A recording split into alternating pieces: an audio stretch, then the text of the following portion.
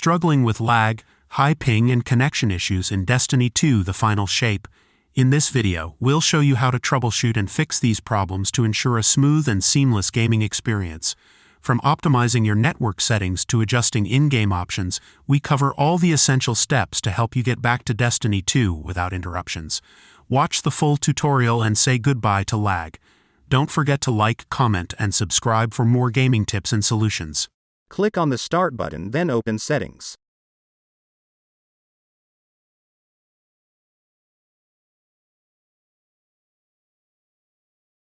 Go to the Network section. Look for Advanced Network Settings. Go down to Network Reset. This will remove and reinstall your network adapters and set all your network components back to their original settings. Press the button to reset your network.